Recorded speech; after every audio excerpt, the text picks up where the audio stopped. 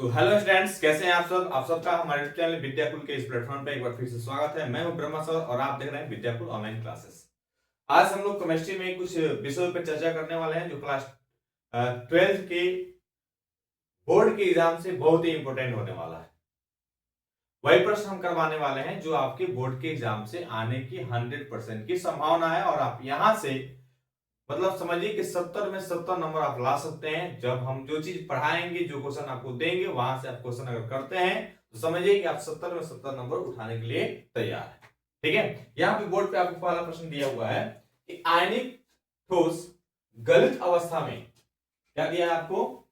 आयनिक जो ठोस है ये ठोस गलित अवस्था है और विद्युत का चालन कर लेता है, परंतु ठोस अवस्था, ठीक है ना, ठोस अवस्था में नहीं कर पाता है। इसको हमको व्याख्या करना है।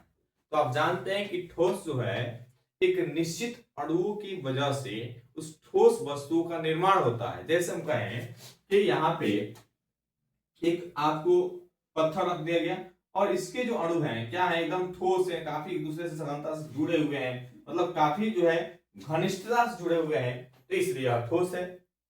अब ठोस होने की वजह से इसमें कभी भी जो है आयन एक दूसरे से दूर नहीं भागेंगे, एक दूसरे के पास ही रहेंगे, है ना।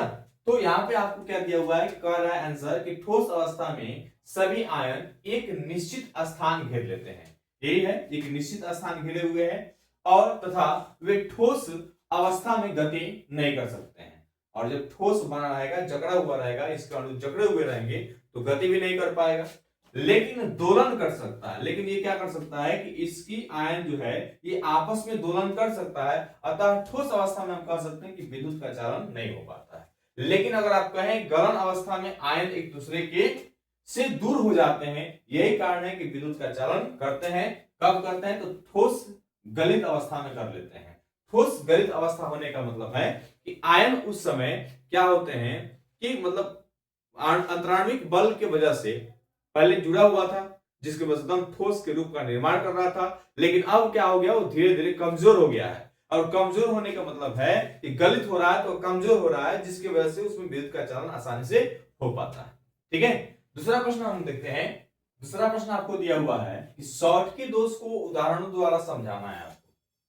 शॉर्टकी दोष जो होता है क्या होता है और शॉर्टकी दोष कैसे उत्पन्न होता है, ये आपको उदाहरण द्वारा समझाना। तो यहाँ आंसर है कि जब एक परमाणु अपने वास्तविक जालक के स्थान से विलुप्त हो जाता है, यानी एक परमाणु जो है अपने वास्तविक जालक के स्थान से क्या हो जाता है, विलुप्त हो जाता है, तो एक जालक रिक्तका उत्पन्न हो जाती है। क्या उत्पन्न होता है?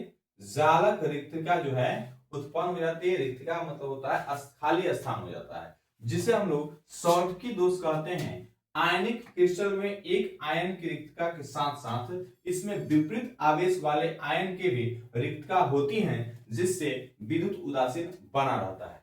तो यहां पे आप देखेंगे, यहां आपको एक जालक दिया गया है, ठीक है, और यहां पे आपको प्लस चार्ज दिया है, यहां पे आपको माइनस चार्ज दिया गया है, फिर यहाँ पे प्लस चार्ज है और यहाँ पे एक और चार्ज है, फिर यहाँ पे एक और चार्ज है, यहाँ पे प्लस माइनस है, यहाँ पे प्लस, फिर यहाँ पे आपको एक चार्ज दिख रहा है जो हम माइनस यहाँ कहेंगे, और यहाँ पे एक चार्ज जो है खाली है, यहाँ पे एक चार्ज है जहां पे आपको माइनस है, यहाँ आपको चार्ज प्लस है, यहाँ पे चार्ज खाली है, प्लस माइनस फिर प्लस, फिर आपको यहाँ पे माइनस हो गया।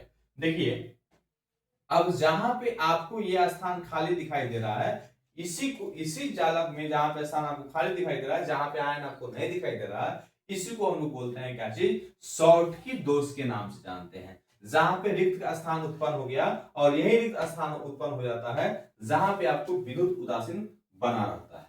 ठीक है ना।